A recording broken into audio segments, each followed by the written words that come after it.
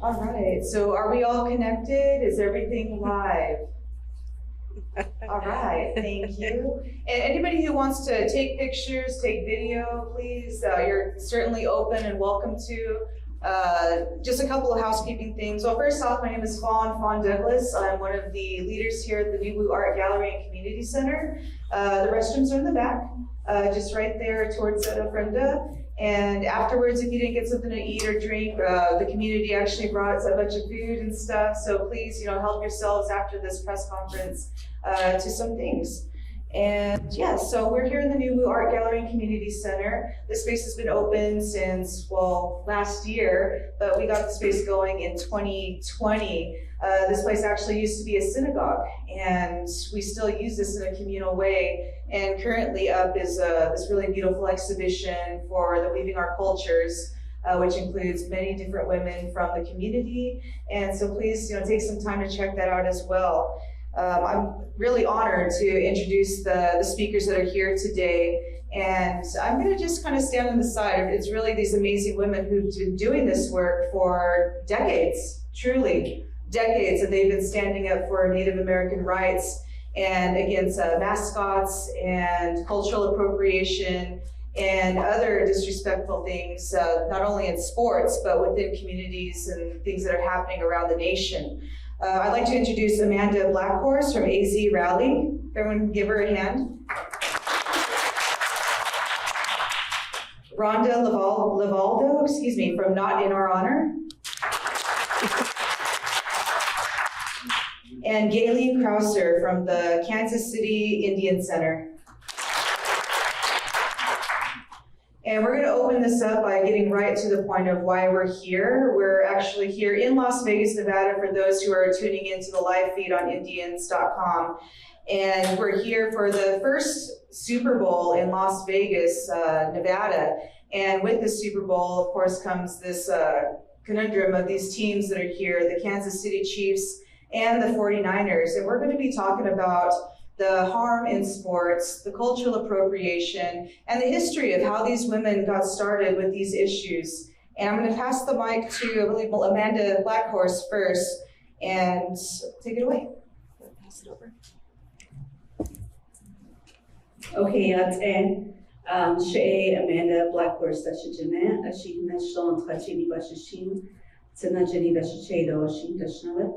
I'm originally from Big Mountain, Arizona, and I'm happy to be here on the Nuwu ancestral territory, and thank you for having us here. And thank you to Fawn for hosting us in your wonderful art gallery here. So I had a little bit of something I want to read. But first of all, I just want to talk about a little bit about how I got involved in the mascot issue. And it was back in 2005. I was at a time when I was really learning about my own politics and forming my own politics in college. And I met Rhonda at Haskell Indian Nations University in Kansas, and she's the one who created the group Not in Our Honor, and she's like, hey, let's go protest over at the Kansas City Stadium. The Washington team's going to be here, and Kansas City team's going to be there, and they're going to play together. It's like this big thing all the fans were like all excited about. And I have never really experienced anything like that, going to a game and seeing how fans act, because I've never been to any game, really, any professional game, but seeing all of it was just, it was really disheartening to see how people mock us and use our culture for profit, but also just for fun. There was like a restroom that was the shape of a teepee, and people wearing face paint and headdresses and stuff like that. So, and all of it was just very normal. And the way that they talked to us and treated us was really disrespectful and very violent, and it was just normalized. And I just couldn't believe that. So, and then after that, Rhonda got me connected to one of our great leaders who started a lot of the fight against Native mascots and who started the fight against the Washington R word in DC, Suzanne Harjo, and then I got onto a case against the Washington team. We litigated over the years, won and then lost and then won again and then lost again. So it was just a very long process, but I've learned so much through the process, and it's really empowered me to fight for our people and just for human rights in general. So I do have something I want to just read really quick. So, okay. It is unfortunate that we are here yet again, 1 year later to again call on the KC team to change their name, logo, and cultural appropriation of our people. It is unfortunate we are gathered here as Indigenous people once again, as we battle a multi-billion-dollar franchise, as well as a corporate giant, the NFL. Especially since this country committed a genocide against our ancestors. It was in this genocide that our culture, language, and spirituality were ripped away from us. Our children were killed and taken away from us. It was in the name of manifest destiny that the trajectory of our existence on our ancestral territories were forever changed. And now, what does this country have to show for that? Stereotyped images of us in professional sports, all so people can have a good time on Sunday, all for entertainment. This country won't let us forget the genocide, so we're not able to just get over it. Something the Kansas City fans frequently tell us, and it's clear as Native people, we are expendable and exploitable. This is why I stand with Palestine. The horrors happening in Gaza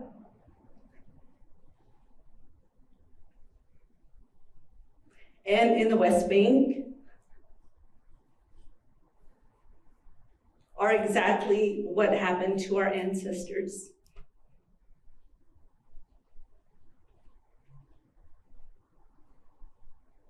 Palestinians have been and are on their long walk and their trail of tears as they're being pushed into Rafah, the most southern part of Gaza. They have nowhere else to go.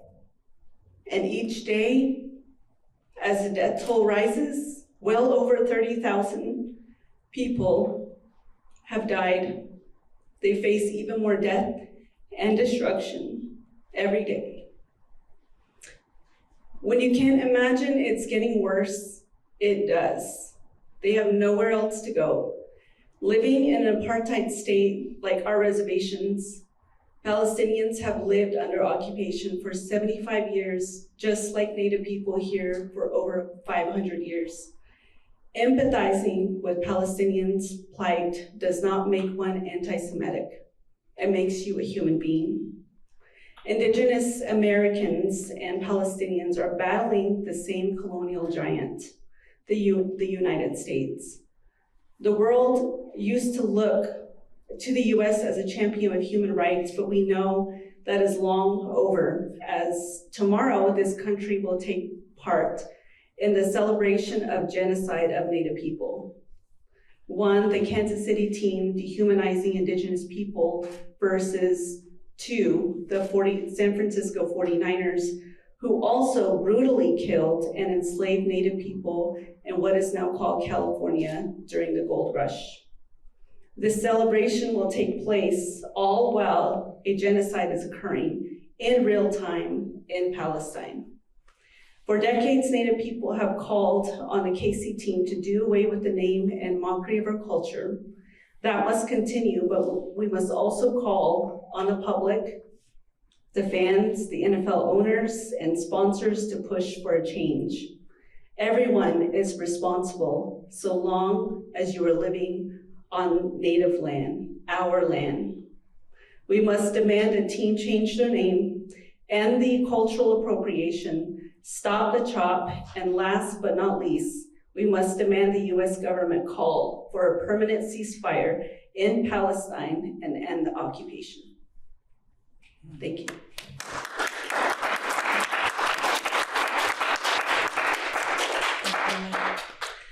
Hello, my name is Rhonda LeValdo. I'm Acoma Pueblo from Acoma, New Mexico. And again, helped found Not in Our Honor in 2005 when we were just college students and we're still fighting this fight, trying to right a wrong, and just seeing how this team doubles down on what they're doing.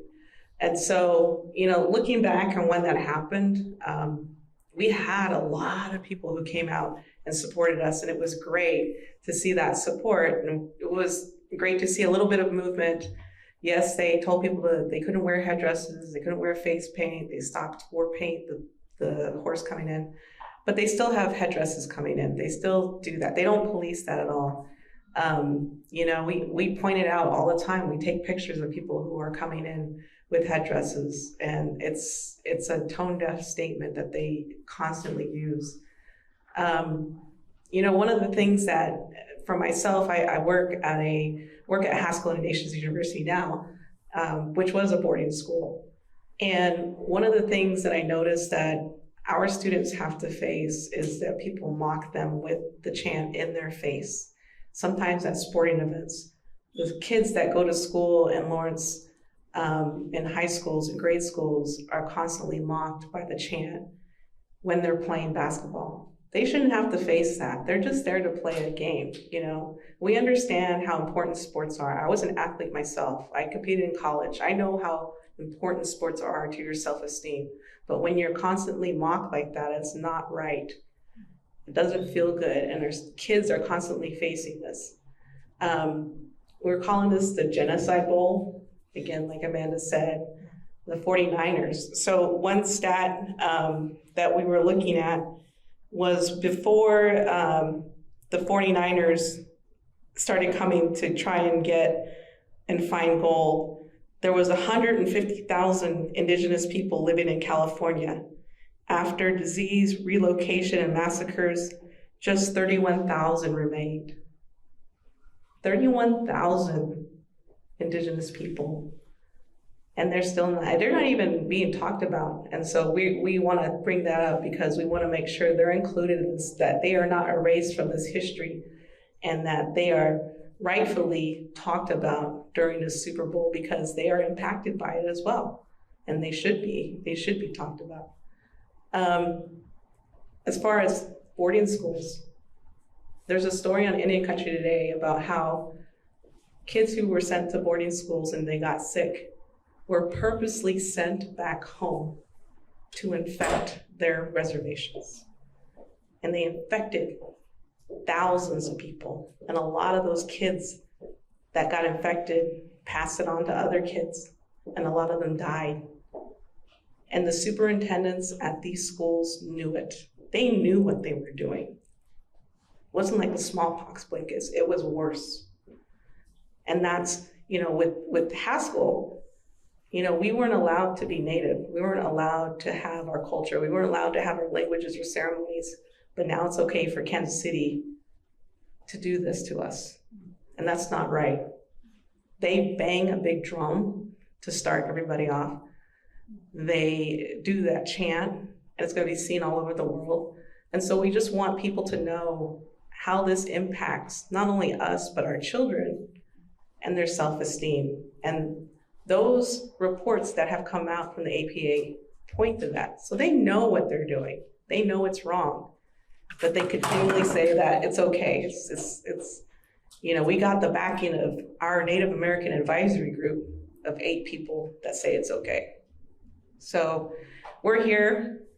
We want to make sure our voices are heard, and we want to make sure the voices of our California natives are heard as well. It's really important that they're a part of this as well.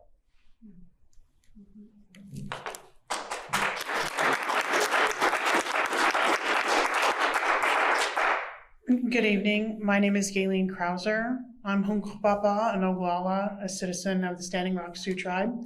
and the executive director of the Kansas City Indian Center.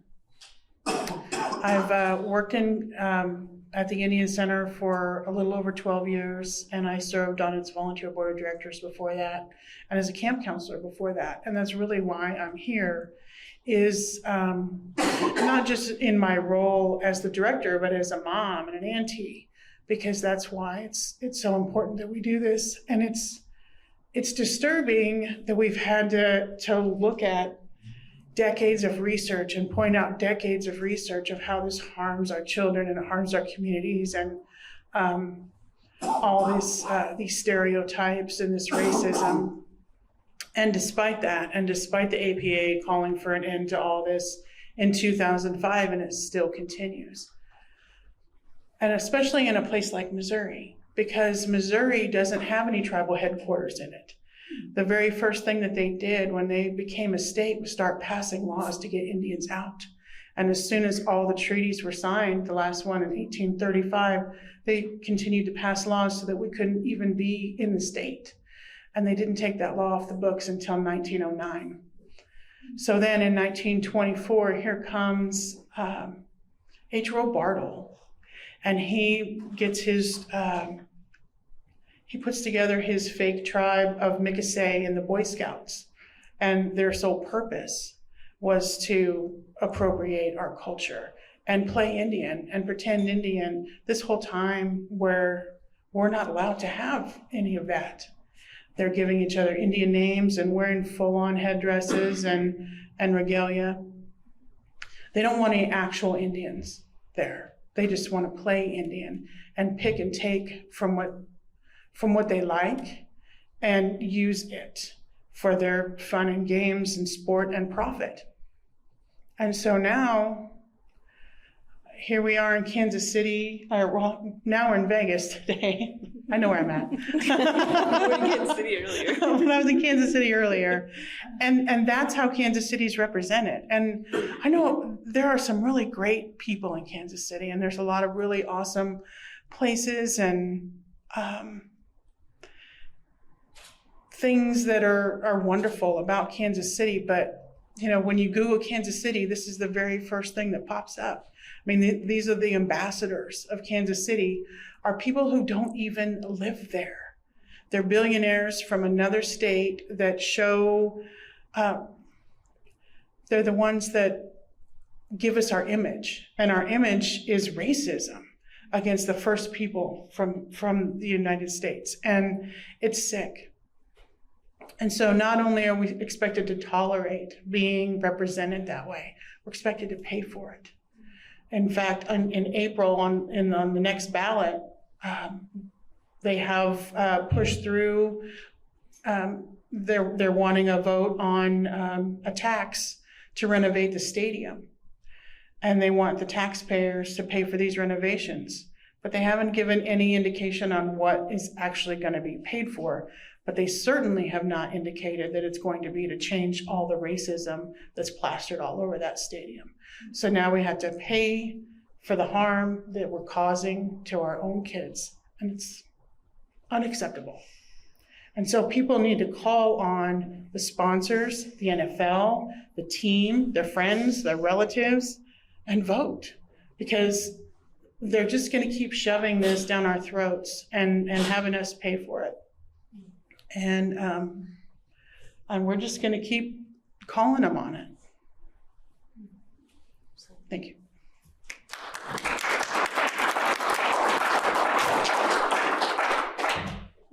Thank you all for speaking, especially for giving some context to the histories and why it's so important to speak out about these things and speak up about them as well. I mean, even locally, we have this high school of the Western Warriors, and they've been very adamant about not changing their name. And even a few years ago, I think, Mercedes Marcos, she was in the room with me and some other community members, and we tried to educate them, like, hey, let's have a discussion with them. You walk into their library, and on every single wall, there's different imageries of Native, well, the stereotype of the Native the monolith that is made, and also the harm of the stereotype, because once people see that, they think that every Native culture is, someone who wears a headdress. Every Native culture has a symbolism of the arrow, and every Native culture is the same, and that's not true at all. There's over 572 plus Native American federally recognized tribes here in North America, and we all have our own cultures, our own language, our own ways, our own communities. And so, as a Southern Paiute woman, being able to, speak up, for this. Well, the other part of my heart is also Southern Cheyenne, these Plains tribes. And so when I see this misuse and appropriation of our symbols, it hurts my heart. And even to translate that as Native people, to say those things, it's almost like it falls on deaf ears. And people don't want to change these things. But it's really amazing that one by one, we're seeing mascots being removed. We're seeing the R Skins team, change. We're seeing changes throughout America, but it's going to take more. It's going to take more time. And even this action that's happening tomorrow that these women are spearheading is so important, and so important for our Las Vegas community. Can y'all just talk a little bit more about what is going to happen tomorrow and what people can expect to see and expect to engage in, especially for those that are coming to possibly support for the first time? Yeah, so this is my third Super Bowl, unfortunately, and it doesn't get any better. I think it's gotten worse. So you just see a lot of people coming up to you, trying to argue or antagonize you, or doing the chop in your face, which is usually what happens to us when we're at the games in Kansas City. For the most part, most of the fans are inebriated because they've been tailgating and doing their thing. So expect to have that, seeing people in headdresses as well, to think it's okay. It's just a lot of like trying to maintain your temper. And for the most part, I think like for us, unfortunately, we're used to this. So we're used to this type of behavior. So we don't act on it for the most part, or try not to act on it. But yeah, or they come up with stereotypes. Like one I put out on video was a guy, like some woman was saying, "You guys want to change the chief's name?" And he's like, and Gaylene responded, she goes, "Yes, we want to change the name because natives don't like it." And the guy was like, "Oh, but you guys like that $30,000 check you receive every month." And I'm like, "What? We get a what? I didn't realize I got a $30,000 check. Where was I?" But it's stereotypes that get tossed in your face like that. And so that's unfortunate because that's the stereotypes that come off of what Kansas City is doing, this cultural appropriation, and people not understanding that these things are not real. We don't pay taxes, or we get free education or free health care or whatever. It's like, these things were paid for. These were part of treaty rights. So yeah, just expect that. And for the most part, we'll make sure that, we're there and trying to help out, and try not to get antagonized too much. And we usually have a couple of the leaders with the megaphones too, so we try to stay on message, and just say the same things over and over, change the name, stop the chop, those kind of things. But the signs help a lot because, that they can, well, most of them can read.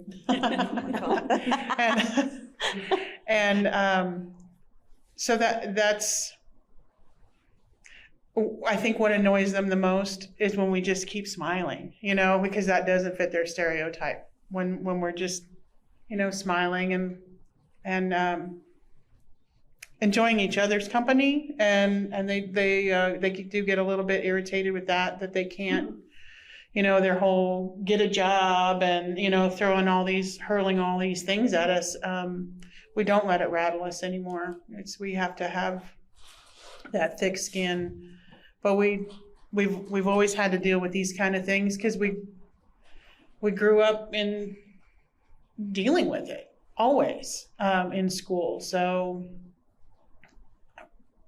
that's why we do it anyway, so that our kids don't have to just keep with these stereotypes. Also, if you're bringing kids, so I have my kids here, so they've been to a few protests, so they understand how it usually goes. A lot of the fans don't care if kids are there. They'll say really inappropriate things. Last year they were saying like sexually inappropriate things in front of the kids and making motions and doing things. And we posted that on TikTok, and that was banned. It said it went against community guidelines, and it's like, well, this is what we experience. So yeah, just be mindful of that. We'll definitely try to keep the security. You know, we'll probably have our own security going around. So just to kind of keep an eye out for each other and for the little ones too.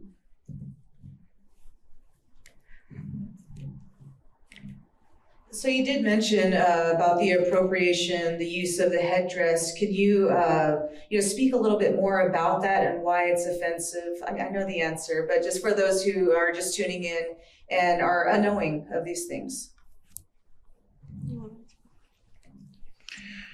Yeah, so the headdress is particularly offensive because among the Plains tribes, all of those were earned. Every single feather in that was earned by something that you did for the people. The people that had those were very selfless. It wasn't some warrior, savage indication. Those feathers were earned for selflessness and generosity, and it's been completely twisted by Hollywood and all these stereotypes, and so that's what makes it especially offensive to people, to see people just drunk and wearing these headdresses around as a costume. And despite the fact that the team said that they banned them because they understand the significance, the cultural significance to us, they do wear them, and the NFL hasn't banned them, and so every other stadium in the nation hasn't banned them, and so we do see those, and there was the young person that was wearing it just a couple months ago, and there was a big blow up of it, and with the face paint, and so he had the face paint and the headdress, and saying, well, he's just trying to cheer on his team. And we get that, we get people wanting to cheer on their team. I mean, why else would you wear a block of cheese on your head? We understand people want to do that. So if the team has a race of people as its mascot, it's inherently racist. And everything that the people do to try to celebrate that is going to come off that way too. And it's a disservice really to the fans and to Kansas City to continue in that. Kansas City deserves better. Thank you for giving that background. And I'm thinking about, from my Southern Paiute ways, like how I could relate, or maybe to show how our people can relate to that. It would be similar if we had somebody who is, had a gourd. So our people do bird songs, salt songs, and they use a gourd, and this is a sacred item, and they use it in ceremony. And it would be similar if somebody was in red face and had that gourd and was just out there drunk, just waving it around. It would be the exact same thing. It would be absolutely offensive. It would be hurtful, absolutely harmful. And when I think about these things, I'm thinking about it because, and just saying this, because there's a lot of people, even other Native people, that don't understand it quite yet. Or they're not seeing it as the gravity as, well, that's not my culture, or my tribe, or what's the big deal. And so there's a lot of education to do. And, a lot of grace to lend to try to, really build that education and those connections between people who have a lot to learn. And it certainly took myself a long time to learn too. No matter who my aunt is, I really had to educate myself about these things and really think about it.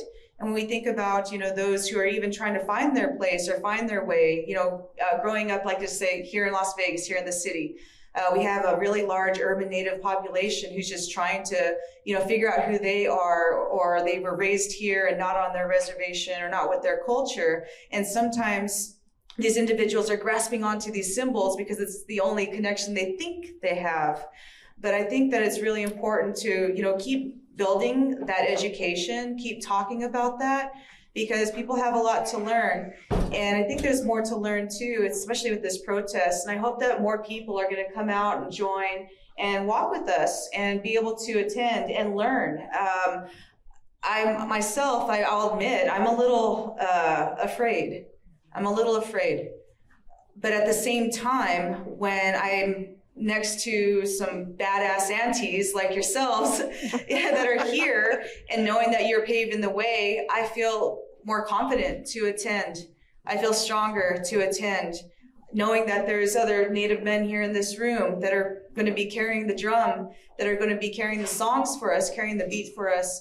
And that makes me feel good. And that feels really good, to be a part of this. And so I'm proud to join y'all truly, in the Las Vegas' first Super Bowl. So I hope that a lot of you can also, come out, support, and maybe Amanda, if you could talk more about what time we're meeting, where we're going to meet at, and what the plan is for tomorrow.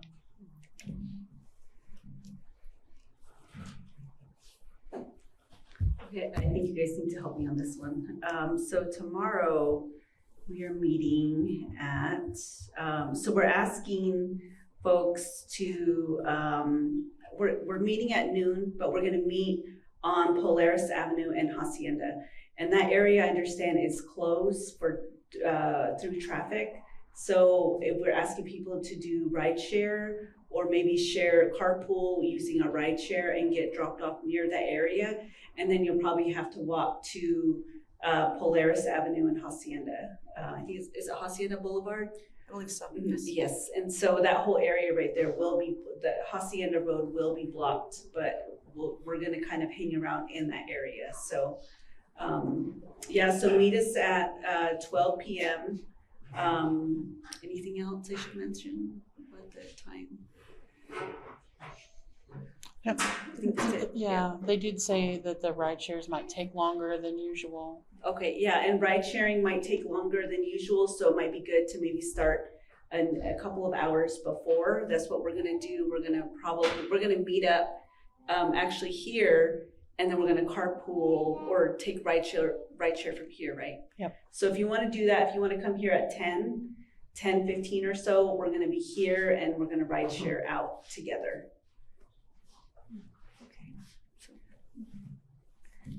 I just wanted to add, so the Super Bowl does have a code of conduct, and it'd be a shame if they were, not paying attention to this code of conduct. So it says offensive language. Oh, just pull it away from your mouth a little Okay. bit. Offensive language or obscene gestures. This includes the use of such language or gestures concerning a person's race, ethnicity, color, gender, religion, creed, disability, age, sexual orientation, gender identity, expression, or national origin, or to instigate, incite, or encourage a confrontation or physical assault. Conduct violations, stadium staff can be reached at this text message hotline. So anytime you see that chat going on, you can call them at 725-780-2345, and they have to take that call. And it's like, so why would you put this out and you're instigating this racism against a whole race of people? And are they gonna take it seriously? We're gonna put this out tomorrow as a call to action. If you see this on television, call this number, because that's their code of conduct. They had this code of conduct at the draft in Kansas City, and there was we were out protesting, and there was plenty of people who were very rude to us and doing the chomp at our faces and saying derogatory things to us. And I was like, what's with the code of conduct not being followed? So yeah, so that's their code of conduct. You can find that on their website. Thank you. And this is also a call to other Native American people who make Vegas their home. If you want to touch base with your culture, with your circle of people, join us. Join us. We're going to be in a protective circle of these amazing women, other community members, and not just our own Native peoples, but others who are allies, others who want to stand with us, to support us, to be a part of this movement, truly, because this is something that's been going on for decades, but it doesn't have to continue. It doesn't have to continue. If we just keep acting on this, keep making our voices known, and keep spreading education about the issues, then we're going to get further. We're already, getting there. I feel very positive about this. And lastly, I think we want to open it up for questions. Do any of you have anything else to say before we open it up for questions? Maybe we could share information with everyone, like your page, the Honor on it. Oh yeah. So you can find out information on where we're meeting on notinouronor.com or our Facebook page that we're posting stuff there too. Thank you. Notinouronor.com. Okay, notinouronor.com. And also for those looking for more education about this, there's an amazing documentary that came out called Imagining the Indian.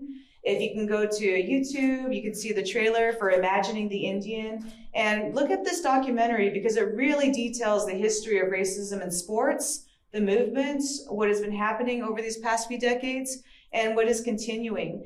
And now we're going to open it up to some questions from those who are attending here. Does anybody have any questions related to this, the action that's happening tomorrow, or any questions for the women that are on the panel? The Amazon Apple thing, should we? Yes, Mercedes Marcos, Oglala, Lakota. I was just wondering if you could share some of the progress that you have seen. I know, the name change itself was something that, I had hoped for, but I did not think that I would see in my own lifetime. What are some of the positives or some of the movement that you have seen? Could you please share that with us?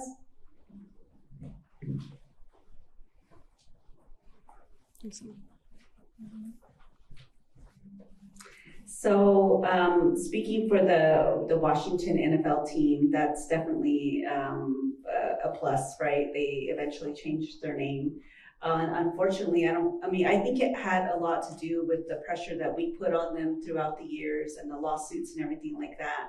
But eventually it changed in 2020 during the revolution, the Black Lives Matter revolution, and after George Floyd was murdered, and rest in peace, George Floyd. So I think that's what really pushed the issue, over the edge and made them change. And I think Kansas City was kind of waiting in a corner, like, oh, are we next? And they kind of got off scot-free. And so, it's a big plus, but there's still more work that needs to be done. I don't know if there's anything in Kansas City. Yeah, so in addition to Washington, Cleveland changed theirs, and they're the Guardians. And we've seen a lot happening in schools. And so just in Kansas City, in the Shawnee Mission School District, there were 4 schools. There were Chiefs, Braves, Indians. And there was another one, but I don't recollect. But there were some children that were saying, you know what, I don't want to graduate from a school called the Indians. And so even though it had been named the Indians, they took it upon themselves, and what they did was pretty cool. And they took some stones and they put faces of contemporary Native leaders and historic Native leaders. And they would just go and at night and put a few out. And so eventually, over the course of time, it was just lining the entire walkway up to the administration building.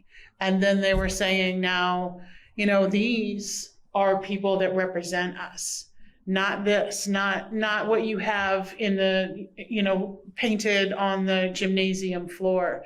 And they finally got the school district to change district-wide and remove all the mascots. And so we are seeing these young people taking it upon themselves because they don't want to be represented that way. They don't want to have that be on their diplomas, and they're, when they're moving forward from high school. So We're seeing that, and we're also seeing entire states passing legislation to ban mascots in schools. And so even though sometimes it comes up and it doesn't pass, the fact that it's there at all is progress. And so, the more that this stuff can get out there, the more we stand up and make people aware. Because one of the things that surprises me that when we're out at these protests is some of the people that walk by are just vile, but some of the people that walk by, the look on their face like they had never even considered that anybody would ever not be okay with it, because the teams that have these mascots spend a ton of money and a ton of PR making it look like they are doing wonderful things in Native communities and that they have our backing, even though they don't, and the majority of us are opposed. If they can find one person to use as a human shield, they will, and make it look like it's all good, and it's obviously not. And so the more people that we can get up, get together and say, no, it's not, then the better off that we'll be.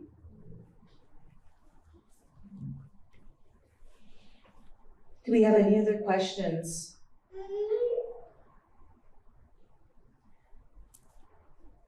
Any announcements? Well, actually, I do have a question. Maybe not a question, because I was asked, I've never been to a Super Bowl. I have never been in the arena as these women have been. And so I was really leaning on them, like what to expect and, to kind of demystify that, what to do. And, I'm really getting myself ready to just, kind of take that on. I think I've spent just the past couple of years with a lot of self-care and to really just kind of build myself back up, just holistically, to be able to do these things. So it's a big step for me to even step back into the ring, so they would say. But I think that it's important now, more than ever, to be able to stand up to these things. Is there anything that, maybe here in the city of Las Vegas, y'all coming from different cities, things that you've done or calls that you've made to maybe your legislator, city, this and that? Is there anything that maybe we can do in the city of Las Vegas that can make a difference? So I think community is just so important. So getting, people around you, creating, specific groups where, you talk about these issues. And I was going to mention also too, you mentioned Imagining the Indian, the documentary that we're all in, and it's about the Washington team, but also the Kansas City team and other fights as well. And it's a really great documentary, very well put together, and it's actually streaming on, I don't want to promote these guys, but Amazon and Apple. And it's more accessible now for people to see. So maybe you could host like a movie night or something like that and bring everyone in and watch the documentary. But also in Arizona, because we've hosted several Super Bowls, and last year it was in Arizona, so we all were out there. So we tried to push the Arizona Cardinals, the team, to ban headdresses and red face in the stadium, and never got a response. So something we need to keep pushing more, keep pushing them on.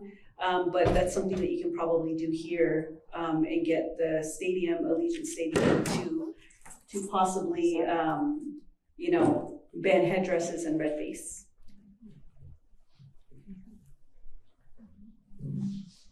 You were talking about what you wrote, the letter you wrote.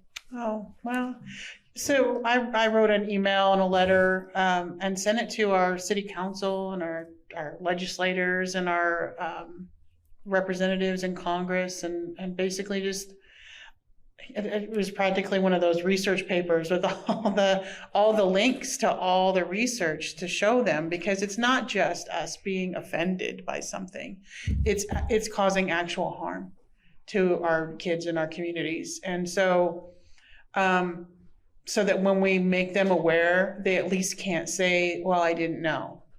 Because if you send a letter, if you send an email, if you send a text, then they do know, and they are aware. And and they can't plead ignorance anymore. I was going to say, I'm very proud, we did pass legislation in our state against the mascots. However, what has ended up happening is the school districts don't take action on it. So I think we need another resurgence of the work we used to do and get out to those schools, get out to school board meetings, things like that. Do you have any ideas? Have you seen that before where, it is changed in the legislature, but the districts, they come up with some excuse not to follow it? That is a great question, Mercedes Marcos-Krause. I can say one of our members is Carol Cadu Blackwood, and she is a part of the Lawrence School Board District. And so she's been very instrumental in trying to get them to implement Native American curriculum, not just in the Lawrence School District, but also to push forward in that Kansas House of Representatives, where we do have a Native American woman in the House and pushing forward with the school education committee to try and push for Native American curriculum in the state. So, you have to have people there pushing for that. And it's awesome that we're getting that in Kansas, because Kansas is very conservative, but they also have people who put their foot in the mouth and they say not so great stuff. And so they use that to push forward what they're trying to do. It's like, well, you're stereotyping people. And so that helps out as well. But if anything, like Amanda was talking about the Imagining the Indian, that movie, like if you can watch it and say, oh, I'm still going to cheer for Kansas City, like you can't, because it's just laying it out for you straight out that why this is wrong.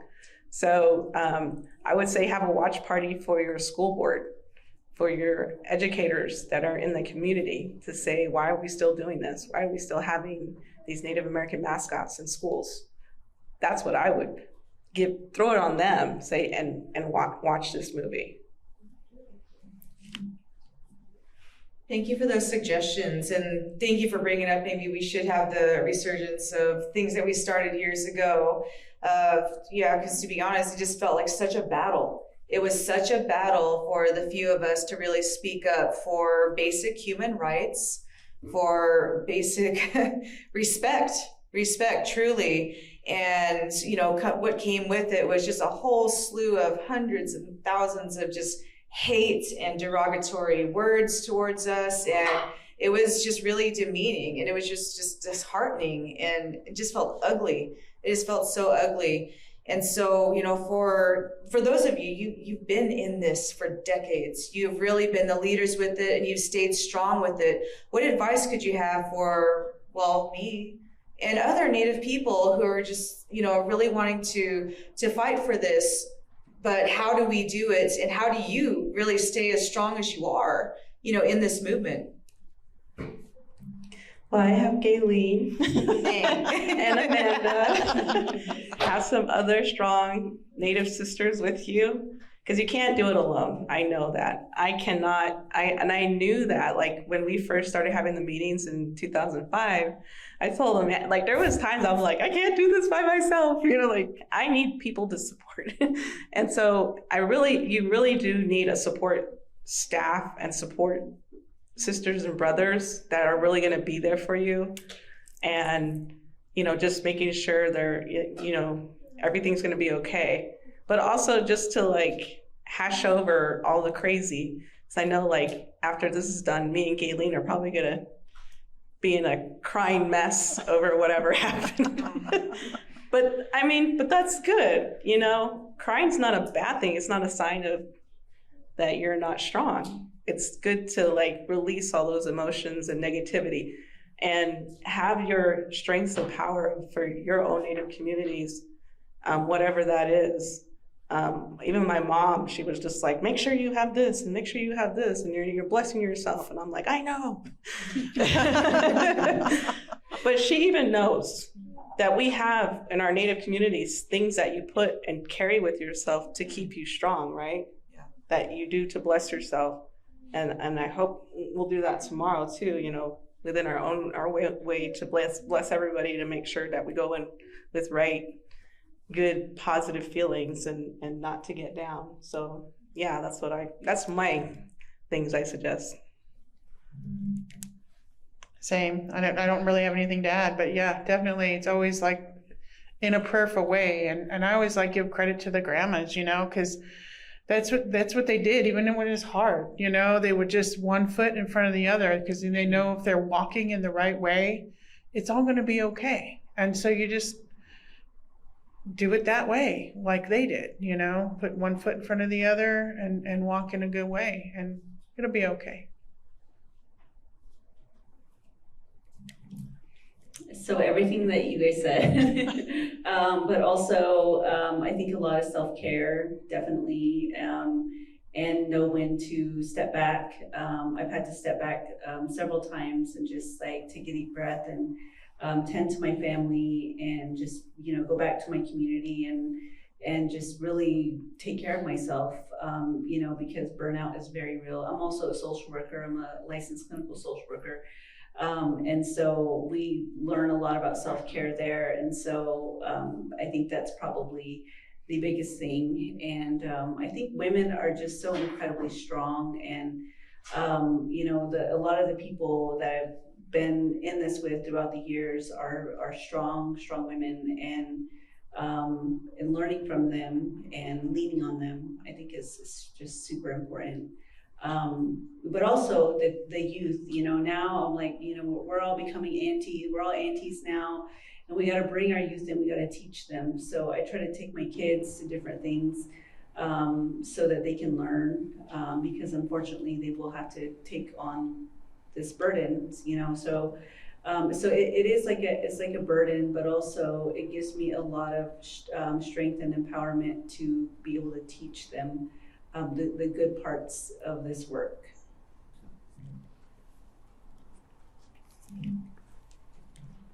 And the good parts of this work that's coming up tomorrow. I mean, tomorrow we're going to be in this beautiful circle with these amazing women. We're going to be standing together at the Allegiant Stadium. We're going to be meeting here at Nuwu Art to carpool at 10 a.m. Sunday morning, February 11th, 2024. And then we're going to be heading over to the Allegiant Stadium. We're going to be meeting at Polaris and Hacienda tomorrow. So for those who would like to join us, please do. For those who would like to meet us here, you know, please do. Or we'll see you tomorrow, tomorrow for Sunday. And for those that can't make it with us, you know, please take the time to continue to educate yourselves. Educate yourselves. Please watch that film, Imagining the Indian. And yeah, Hayek. Last words. Go ahead. Yeah, thank you again for hosting us, because we don't know anything here in Vegas, and it really helps to have boots on the ground, people helping us and telling us where we can go and where we can set up. And this is not an easy job. We have to plan it out, totally plan this out. We've been planning this out since Kansas City won, and it's just been amazing that you guys have been extending your friendship and your place here, your space, and we really appreciate that. We couldn't do it by ourselves. We know that. We understand that. Thank you. Yes, Wopila, we do. We appreciate all of you coming out tonight too, and you know, sharing that good positive energy with us. That is one of the things that keeps us going. Yes, again, Tago, everyone. Thank you very much. My family and I are very appreciative, and thank you, Fawn, for hosting us. Of course. Thank you. Thank you.